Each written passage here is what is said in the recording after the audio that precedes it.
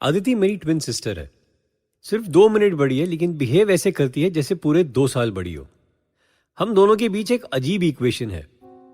हम एक दूसरे को कुछ ना भी बताएं पर हम एग्जैक्टली समझ सकते हैं कि दूसरे के मन में क्या है। बाकी फैमिली के लिए जरा इरिटेटिंग है, स्पेशली हमारी माँ के लिए, जिसे पता नहीं क्यों ऐसा लगता है कि हम भाई बहन का आपस का रिश्ता स्ट्रॉन्गर देन आवर रिश्ता विद माँ। शायद ये ट्विंस के साथ ही होता है। ओए छोड़ू, तू तैयार नहीं हुआ? यार मैंने कह दिया मैं नहीं आ रहा हूँ।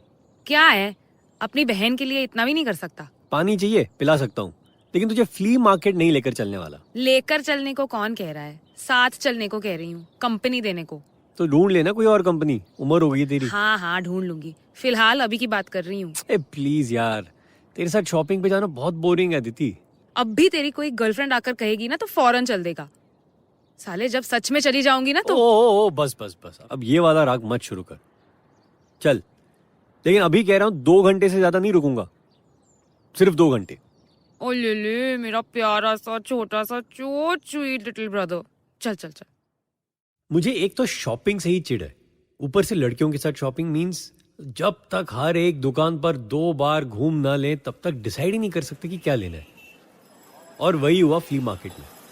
1 घंटा हो गया था, हम दुकानों के दूसरे राउंड पर थे जब मैंने एक लेमनेड ऑर्डर किया और मैं उसी स्टॉल पर रुक गया। अदिति मैं यही हूँ, तू देख ले, तेरा जब हो जाएगा तो फोन कर देना मुझे या यहीं आ जाना वापस। हाँ हाँ ओके ओके ओके। मैं अपना लेमनेड सिप ही कर रहा था जब मेरी नज़र एक स्टॉल पर गई। उस स्टॉल के राइट कॉर्नर पर एक पेडिस्टल पर एक बहुत ही सुंदर बॉक्स रखा हुआ था। मैं लेमनेड हाथ में लिए उस बॉक्स की तरफ अट्रैक्ट होता हुआ स्टॉल पे पहुंच गया। पास जाकर देखा तो it was a musical box, most beautiful object I have ever seen in my life. Handmade, hand painted, natural colours और करीब 300 साल पुराना जेन्युइन एंटीक पीस। कहना पड़ेगा, you have an excellent taste. मैं मुड़ा और फ्रीज हो गया। मेरे सामने एक गॉर्जियस लुकिंग लड़की खड़ी थी जिसकी स्माइल किसी डायमंड नेकलेस से भी ज्यादा स्पार्कलिंग थी। हाय, आई एम माया, ये मेरा स्टॉल है। यू नो, इस म्यूजिकल बॉक्स की बहुत इंटरेस्टिंग स्टोरी है। ये चाइनीज है। ये बॉक्स एक चाइनीज औरत का था और वो इसमें अपने लव लेटर्स रखा करती थी जो उसका लवर उसे लिखता था। बॉक्स के पीछे देखो, ये एक छोटा सा स्लाइडिंग कंपार्टमेंट बना है। उसका लवर एक सोल्जर था और वो वॉर के चलते घर से दूर रहता। फिर फाइनली जब वो वापस आया तो उन दोनों के बीच कुछ मिसअंडरस्टैंडिंग हुई। कहते हैं बहुत लोगों का खून बहा एज अ रिजल्ट। लेकिन जब वो औरत मरी तो उसके साथ इस बॉक्स को भी दफन कर दिया गया। तो आप उस चाइनीज औरत की फैमिली को बिलोंग करती हैं? मैंने थोड़े सार्कास्टिकली विद अ स्माइल पूछा और वो हंस दी। You have a naughty sense of humor too. And you have a terrific NAAC of selling. हाँ, क्या सेल्स पिच दिया है एक ऑर्डिनरी म्यूजिकल बॉक्स के लिए। मोहब्बत और खून का कर्स वाला म्यूजिकल बॉक्स, ब्यूटीफुल। उस मोमेंट में ही मुझे महसूस हुआ कि अदिति ने ऑलरेडी मेरे मन की बात पहचान ली थी। I had fallen in love with Maya as much as with the musical box. और अदिति ऑब्वियसली थोड़ा सा जेलस थी। अदिति पता नहीं क्यों ऑलवेज मेरी गर्लफ्रेंड्स को लेकर थोड़ा सा मीन रहती थी, बहुत पॉजिटिव थी मेरे बारे में, और उसके लिए तो मैं छोटू था। अदिति को यही लगता था कि मैं तो भोला सा बेवकूफ सा बच्चा हूं और कोई लड़की मेरा एडवांटेज ले लेगी। एनीवे, मैं थोड़ा सा एम्बेरस हो गया माया के सामने अदिति के कमेंट से और मैंने कवर अप किया। हाय, आई एम तरुण और ये मेरी ट्विन सिस्टर है Aditi, my guardian also. Aditi, Maya. Oh, twin sister, no wonder possessive है। आप ये बॉक्स पैक कर दीजिए, I will buy this. Really? तुम कब से ऐसी चीजों पे फिदा होने लगे छोटू? मैंने म्यूजिकल बॉक्स को खोला और उसकी धुन सुनाई, and for a moment Aditi भी वो धुन सुनकर खो गई। She was mesmerized. मैंने कहा, हो गई ना तू भी फिदा? It's just beautiful, मान ले, सही चीज मिली है। अदिति ने कुछ नहीं कहा। She was still lost. और तभी और तुम्हें आज के बाद भी कभी अफसोस नहीं होगा ये बॉक्स लेने का। ये बिल, ये मेरा कार्ड और पीछे मेरा नंबर लिखा है। थैंक्स। आई थिंक माया भी समझ गई थी कि अगर वो अपना नंबर नहीं भी लिख कर देती तो मैं कुछ ही दिनों में कहीं ना कहीं से निकाल लेता। हम बॉक्स लेकर घर वापस आए। सरप्राइजिंगली धुन सुनने के बाद से अदिति ने कुछ नहीं कहा, पूरे रास्ते भर चुप रही और मैं भी चुप ही था। मैं माया की स्माइल भुला ही नहीं पा रहा था और बार बार उसका कार्ड और उस पर उसी के हैंडराइटिंग में लिखा हुआ उसका नंबर देखे जा रहा था। घर पहुंचते ही मैंने सोचा छोड़ो शर्म लिहाज और मैंने माया को फोन किया और हमने नेक्स्ट डे शाम को कॉफी पे मिलने का प्लान बनाया। पता नहीं माया को मिलते ही मुझे कुछ अजीब लगा। I can't explain, I mean मैं उसे जानती भी नहीं, लेकिन मैं तरुण को लेकर पॉजेसिव हूँ, मेरा भाई है वो। हो सकता है माया बहुत अच्छी लड़की हो, लेकिन अभी फिलहाल I was feeling very uncomfortable. उस दिन पूरे टाइम मैं बस उस म्यूजिकल बॉक्स की धुन ही सुनता रहा और रात एज आई फेल अस्लीप मैं माया के बारे में ड्रीम करने लगा। ड्रीम में मैं बस माया को किस करने ही वाला था जब तरुण! अदिति की चीख सुनाई दी और मेरी आंख खुल गई। मैं दौड़ा अदिति के बेडरूम की तरफ। वो बेड पर बैठी थी और डर उसके चेहरे पर दिखाई दे रहा था। पसीने में भीगी हुई वो जोर जोर से सांस ले रही थी। क्या हुआ? कोई मुझे मार रहा था। क्या? सपना था माया। और ये कहते ही Aditi give me a dirty look. मैं बिलीव नहीं कर पा रहा था कि मेरे मुंह से माया का नाम कैसे निकला। तरुण, मैं बता रही हूँ, ये लड़की सही नहीं है। उसने ऑलरेडी तुझ पर कंप्लीट कंट्रोल कर लिया है। प्लीज उस म्यूजिकल बॉक्स को फेंक दे। Something is not right. क्या बकवास कर रही है यार? बुरा सपना देखा है तूने बस। सॉरी मैंने तुझे माया कहा, बट नहीं तरुण, मैं इसलिए नाराज नहीं हूँ। सपने में जो भी मुझे मार रहा था उसकी शक्ल तो मुझे दिखाई नहीं दे रही थी, लेकिन वो धुन तरुण, तेरे म्यूजिकल बॉक्स वाली वो धुन प्ले हो रही थी पीछे। हाँ तो इतनी बार धुन सुन चुकी हो थैंक्स टू मी। ड्रीम्स में भी यही होता है ना, reality gets mixed up with our fears और हेट्रेड। उस रात के बाद तरुण और मेरे बीच बात बात पर आर्ग्यूमेंट शुरू हो गए। अगले 2 महीने में 3 बार हम बहुत बुरी तरह से लड़े। ऐसा पहले कभी नहीं हुआ था। तरुण रेगुलरली माया से मिल रहा था and he was very happy. मुझे भी इस बीच कोई मिल गया, मोहित मेरा पहला बॉयफ्रेंड नहीं था और मैं तरुण की तरह किसी पर भी यूं ही फिसलती नहीं। लेकिन मोहित की सबसे अच्छी बात मुझे ये लगी कि पहले ही मुलाकात से ही was very honest with me. Mohit settle होने की प्लानिंग कर रहा था and he was very serious about our relationship.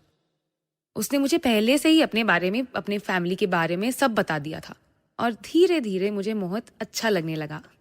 I decided मैं मोहित से ही शादी करूंगी। ये डिसाइड करने के बाद मैंने मोहित को तरुण से मिलवाया और तरुण माया को साथ लेकर आया मोहित से मिलने। सच कहूं तो मुझे मोहित बहुत अच्छा लगा। अदिति के लिए इससे बेटर मैच मिल ही नहीं सकता था। They were made for each other. Mohit से मिलने के बाद मैं माया को उसके घर ड्रॉप करने जा रहा था जब तरुण, मुझे कुछ कहना तो नहीं चाहिए। आई मीन ये तुम्हारे फैमिली का मामला है, लेकिन मैं अपना फर्ज मानती हूँ तुम्हें ये बताना। अदिति को डेंजर है। देखो मैं एंजल रीडर भी हूँ। It's a god's gift. कैसा डेंजर है अदिति को? अदिति का ये रिश्ता, उससे मोहित से शादी नहीं करनी चाहिए। क्यों? देखो मैं यूं ही कुछ ज्यादा नहीं कहना चाहती। अगर मैं अदिति के साथ एक सेशन कर लूं तो क्लियर पिक्चर दे सकती हूँ, लेकिन बिलीव मी, मैं आज तक अपने प्रेडिक्शंस में कभी गलत नहीं रही हूँ। माया की बात सुनकर नेचुरली मैं टेंशन में तो आया। मुझे पता था अदिति कभी नहीं मानेगी उसके साथ सेशन के लिए। इनफैक्ट अदिति को लगेगा कि माया जानबूझकर मुझे भड़का रही है। अदिति वैसे ही माया को लाइक नहीं करती थी, लेकिन मुझे किसी भी तरह ये सेशन करवाना पड़ेगा। आई केयर्ड अबाउट माय सिस्टर। जिस दिन मोहित पहली बार घर आया, उसे भी तरुण का म्यूजिकल बॉक्स बहुत पसंद आया। उस म्यूजिकल बॉक्स की धुन सुनकर वो बस वही गुनगुनाने लगा। और उस शाम जब हम बाहर डिनर कर रहे थे, हमारी पहली फाइट हुई। एक स्टूपिड टिप पर हमारी लड़ाई हो गई। सिर्फ आर्ग्यूमेंट नहीं, लड़ाई। और मैं वहीं रेस्टोरेंट में उसको भला बुरा सुनाकर निकल गई। पता नहीं मुझे क्या हुआ। और मोहित भी, जो वैसे तो बहुत ही पेशेंट शांत तबीयत का है, उसने भी मुझसे सीधा सीधा ये बोल दिया कि Aditi, you are behaving like an idiot, okay? अगर तुम्हें मेरे टिप छोड़ने से इतनी प्रॉब्लम हो रही है तो लेट्स फॉरगेट दिस रिलेशनशिप यार। उस पल मैं ये इमेजिन भी नहीं कर सकती थी। इस सब का रीजन वो म्यूजिकल बॉक्स था। ये मैं आज कह सकती हूँ। एक्चुअली वो म्यूजिकल बॉक्स से ज्यादा इस सब का रीजन माया थी। और ये बात जब मुझे पता चली तो बहुत लेट हो चुका था। आई मीन, मैंने अदिति को वो सब बताया जो माया ने मोहित और उसकी रिलेशनशिप के बारे में कहा था, और मैंने अदिति से रिक्वेस्ट की कि वो माया के साथ एक सेशन कर ले। सरप्राइजिंगली अदिति मान भी गई। शायद मोहित के साथ हुई फाइट ने उसे बहुत डिस्टर्ब कर दिया था। उसी वीक संडे को अदिति और मैं माया के घर पहुंचे। मैं माया को बता चुका था कि हम दोनों 2 बजे उसके घर पहुंचेंगे, लेकिन जब हम वहां पहुंचे तो माया कहीं गई हुई थी और उसका मैसेज आया कि वो आधे घंटे लेट होगी, कुछ अर्जेंट काम आ गया है। उसने बताया कि उसकी सर्वेंट घर पर हमारा वेट कर रही थी। माया की सर्वेंट ने हमें पानी सर्व किया और चाय के लिए पूछा। हमने मना कर दिया तो वो थोड़ी देर में निकल गई। अदिति और मैं माया के घर में अकेले थे। अदिति चुप बैठी थी। मैं यहां वहां माया की चीजें चेक करने लगा, उसकी फोटोज, डेकोरेटिव आइटम्स वगैरह। और अचानक मेरी नजर एक फोटो पर गई। उस फोटोग्राफ में एक बूढ़ी औरत खड़ी थी, अकेली, लेकिन वो बिल्कुल माया जैसी लग रही थी। मतलब माया बूढ़ी होकर ऐसी ही लगेगी। मैंने फोटो उठाई और गौर से देखने लगा। पहले मुझे लगा माया की मदर की फोटो होगी, लेकिन जब पास से फोटो को देखने लगा तो उस बूढ़ी के हाथ पर एक टैटू था, बिल्कुल जैसा माया के हाथ पे है। और माया की राइट आई के ऊपर एक हल्की सी बचपन की चोट का निशान है। उसने बताया था कि जब वो 5 साल की थी तब वो बिस्तर से गिर गई थी। फोटोग्राफ में इस बूढ़ी औरत के भी सेम टू सेम निशान था राइट आई के ऊपर। मुझे बहुत स्ट्रेंज लगा, ऐसा कैसे हो सकता है? सेम टैटू तो समझ में भी आता है, लेकिन सेम चोट का निशान भी? कौन थी ये औरत? और तभी डोरबेल बजी और फिर जैसे किसी ने डोर के लॉक में चाबी लगाई, उसकी साउंड आई। मैं पलटा और माया एंटर हुई और मेरे हाथ में फोटो देखकर वो रुक गई। उसके चेहरे का रंग उतर गया और उसने ना हाय कहा ना हेलो, सीधा किचन के अंदर चली गई और एक नाइफ लेकर आई। अपने बैग से एक एप्पल निकालकर काटने लगी। मैंने पूछा, क्या हुआ माया, बहुत भूख लग रही है? ना हाय कहा ना। नहीं, तुम लोग इतनी देर से वेट कर रहे हो ना, मैंने सोचा पहले कम से कम एक एप्पल तो खिला दूं। क्या मजाक कर रही हो? एंड जिस तरह माया ने रिएक्ट किया वो देखकर मैं चौंक गया। मैं मजाक नहीं कर रही, just have the Apple, okay? और उसने एप्पल की एक फांक मेरी तरफ की, इनफैक्ट ऑलमोस्ट मेरे मुंह में घुसाने की कोशिश की। लेकिन उसी मोमेंट सडनली अदिति अपनी जगह से उठी और उसने एप्पल को माया के हाथ से छीनते हुए चिल्लाई, नो तरुण, एप्पल मत खाना। मुझे समझ नहीं आया ये क्या हो रहा था। अदिति और मैं अक्सर एक दूसरे के बारे में एक सिक्स्थ सेंस महसूस करते हैं। खास तौर पर जब कोई डेंजर में होता है तब हम पहले ही रिएक्ट कर लेते हैं। बिल्कुल उसी तरह अदिति का ये रिएक्शन था। जैसे ही अदिति ने माया के हाथ से एप्पल की फांक झपटी, माया मुड़ी और उसने जोर से अदिति को धक्का दिया और अदिति पर अटैक किया विद द नाइफ। मेरी आंखों के सामने माया ने अदिति को उस चाकू से मारा। चाकू पेट में लग जाता, लेकिन अदिति का हाथ बीच में आ गया। मैं माया पर कूदा और मैंने माया को पकड़कर पीछे खींचा। क्या कर रही हो माया, हैव यू लॉस्ट इट? और माया ने मुड़कर चाकू मेरे पेट में घुसा दिया। नो तरुण! मैं अपना पेट पकड़े पीछे को गिरा और मैंने अपनी आंखों से देखा जैसे ही अदिति मेरी तरफ बढ़ी, माया ने अदिति के पेट में भी चाकू दे मारा। अदिति वहीं गिर गई, रोते रोते। घसीटते हुए वो मेरे पास पहुंची और मैंने माया की तरफ देखा। मेरे सामने माया का रूप बदलने लगा। उसके चेहरे पर झुर्रियां आने लगी, उसके बाल सफेद होने लगे। जैसे उस बूढ़ी की लुक थी फोटो में, वैसे ही दिखने लगी माया। और तुम्हें मार कर मुझे अपनी जवानी हमेशा के लिए मिल जाएगी। तुम्हारा खून अपने देवता पर चढ़ाऊंगी और मेरा काम हो जाएगा। मुझे अनमैरिड लेकिन 2 मैच्योर ट्विंस की बलि चाहिए थी और वो मुझे मिल गई। प्लान मेरा तुम दोनों को इस तरह मारने का तो नहीं था, लेकिन तुमने मुझे मजबूर किया।